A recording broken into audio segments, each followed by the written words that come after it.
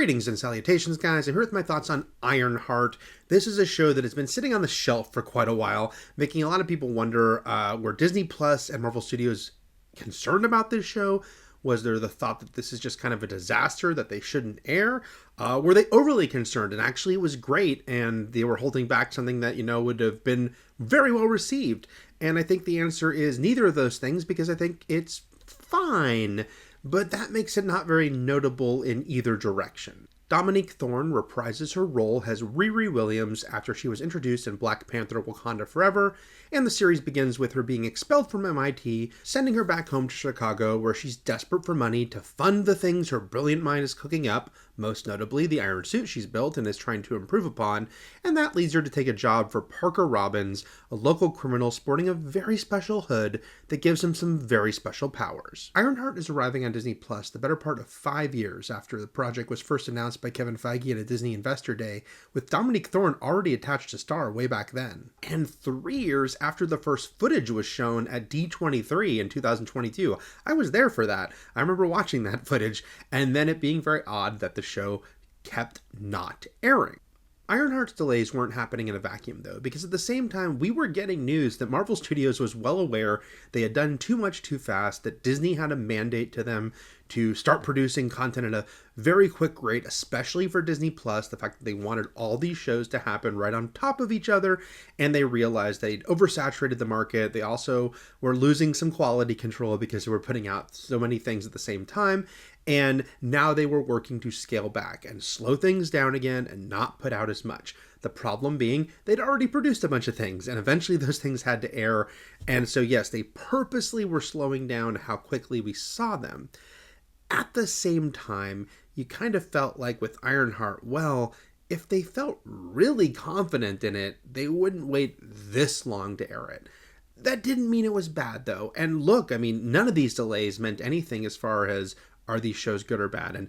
And Agatha All Along, I think, is a great example here of the fact that, yeah, they produced a lot of things that they probably wouldn't order today, right? Like shows that wouldn't get the green light today now that they are trying to be way more selective and just not make as much.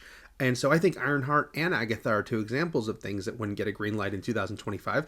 But Agatha turned out really good. Agatha, I think, completely sort of lived up to what it was trying to accomplish, and was a very entertaining series. So the fact that they ordered so much didn't mean that all these projects didn't work.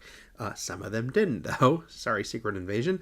But yeah, Ironheart is just kind of there for a lot of it. Not egregiously terrible, but also not really standing out that much, which makes me think that was the main reason that they sat on it, because they knew it wasn't going to really pop at a time where they felt like they needed to make a bigger impression with what they were putting out. There are some solid core elements here that I think could have turned into something a little more special. I really like its central conceit of being about a main character, a supposed hero that we think is going to be a superhero going into the show, who becomes a criminal and is working for this bad guy. And they really kind of follow her path as Riri is working for the Hood. And it's like, what if Daredevil had begun and he's working for the Kingpin for quite a while? And eventually it's going to go to a different place, but you follow that for quite a while. And I really admired that. I like that this was in no way following a typical path of a superhero origin story. So I think that was an interesting dynamic they had there. I also really like the Chicago setting. It is something that the MCU hasn't really done before, of major cities that haven't had one set like this in Chicago. They filmed quite a bit in Chicago, even though they're primarily based out of Atlanta for this show. And the fact that they went to Chicago shows, and the city looks great on screen, and the city looks unique for the MCU. It has its own vibe, its own feel, and rooting Riri and her friends and family in Chicago, I did think, does set it apart from so many of the other MCU stories in cities and locales that we're very familiar with at this point, or even ones that are more fantastical. This one is rooted in a very real feeling Chicago, and I did like that quite a bit. I do think this show is one of the better ones for Disney Plus's Marvel shows as far as finding the right balance when it comes to mentioning other aspects of the MCU, which is to say it doesn't pretty much completely ignore them like something like Moon Knight does, but it doesn't go over the top and mention things too much or too egregiously, but you do believe these are characters that exist in that world, in a world that a lot of crazy things have happened in. And I did appreciate that, and that when the name drops happened, I felt that they were pretty organic. Still, even with those solid building blocks, when it comes to the actual execution, yeah, the show just kind of maintains its fine, this is fine feeling for so much of it. But it doesn't really come alive that much. It doesn't have that much energy to it, and it doesn't do enough with its storylines to ever feel that engaging. The trailers are really touting the fact that Ryan Coogler is an executive producer on this show, having directed the Black Panther movies, including introducing Riri in the second one. But he wasn't directly creatively involved here as a writer or director, and it doesn't feel like a Ryan Coogler project.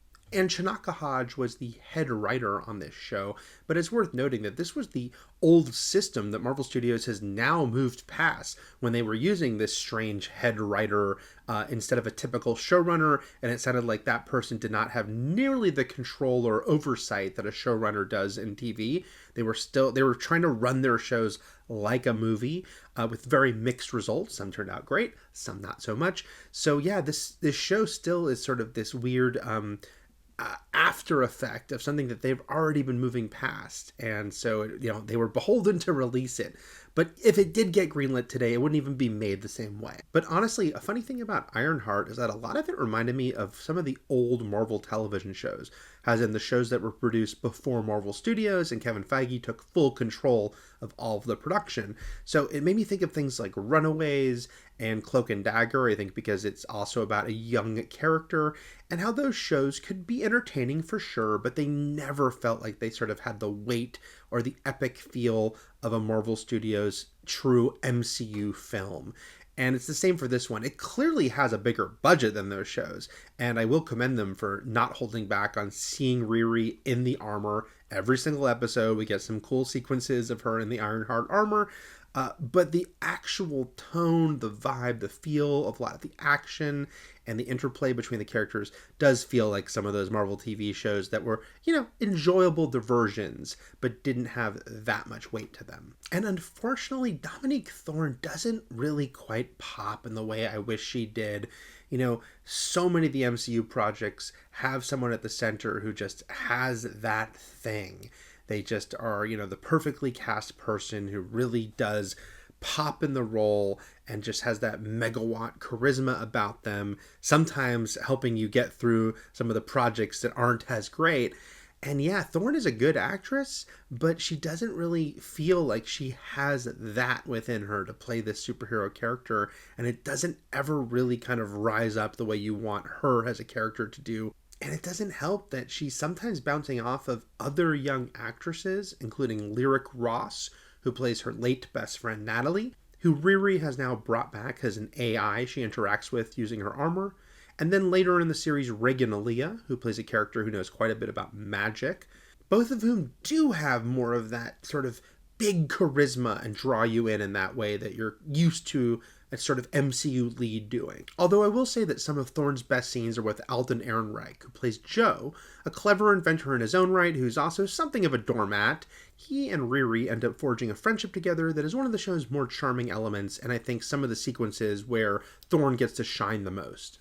Anthony Ramos is interesting casting, has the Hood, because on one hand you could say it doesn't quite feel like he has the gravitas to be this criminal mastermind, but that's kind of cooked into the character, because this is actually someone who was a low-level Hood who stumbled into something that's making him more powerful physically, but still is maybe acting the part more than embodying it, and I think that Ramos plays that well. When Riri goes to work for the Hood, we meet this whole sort of crew of the people who work for him who are purposely heightened and purposely kind of goofy, but in a way that never quite worked for me. They kind of felt a little too much at times. But I do really like Sonia Dennis, who plays their pyrotechnics expert, who goes by the name Clown. There's something about her performance and the sort of unhinged feel she's giving to this character, and the joy her character is taking from her unhinged attitude that I really enjoyed. Ironheart does get stronger near the end, especially when it brings in a pretty notable element from Marvel Comics, finally making its debut into the MCU. On one hand, this show feels like kind of an odd place to introduce this particular thing, but it's also not out of left field. It's actually set up the entire time, And I was happy to see that it got its due in the finale rather than feeling like some very last minute tease. I'm staying vague here for people who are not seeking spoilers, but I'll say that I was very intrigued by how this thing is brought in and also how it affects Riri's story. While I also had doubts if we'll ever see it used again, simply because things have changed so much behind the scenes and I have no idea what the plan might have once been for what's introduced here, and where things have gone to the point that maybe they just are going to drop it by the wayside, because we've seen that a lot with things that were introduced. This one gets a lot more screen time than some of those, just post-credit scene introductions. So I'm going to cross my fingers that it will not be completely dropped and that at some point we'll get some follow-up. But I don't know. Because, yeah, a lot of things have changed for Marvel Studios since they first produced Ironheart, and you can kind of see how they're clearly kind of shoving it out the door, burning off the show in just a couple of weeks. Ultimately, Ironheart is not some big disaster, some huge misfire, but nor does it really stand out as anything special. And we're so many years into the MCU and so many projects into the MCU that I understand that people want things to stand out more now. And this show does feel like what it is, which is a few years ago, Disney saying, give us more, give us more, give us more, give us more, and them ordering a lot of projects. And this one is fine, but I understand that people want more than fine, and that's very reasonable to want more than fine. And so this one is not going to leave a huge impression, I think, except for that finale. But again, with the ... of if we get some follow-up. So we'll see what the future holds. So those are my thoughts on Ironheart. If you can like and subscribe, it'd be much appreciated. All right, guys, I'll see you next time. Thanks. Oh, you know how you know that this was a show they were just kind of trying to get out there now and they didn't want to spend any more money on? It's the only one of the Marvel Disney Plus shows to date that doesn't have a fancy credit sequence. All the other ones, whether it appears at the beginning of the shows or at the end of the shows, it has some sort of fancy visuals to go along with the credits. Secret Invasion, it might have been AI. They got them a lot of crap, but they were still there. This one, nope. It's just text with some red borders around it, I think. So, to me, that spoke a lot to me that they didn't spend the money to do a fancy credit sequence. I do feel bad about that. I'm sorry, Ironheart. You did deserve your credit sequence.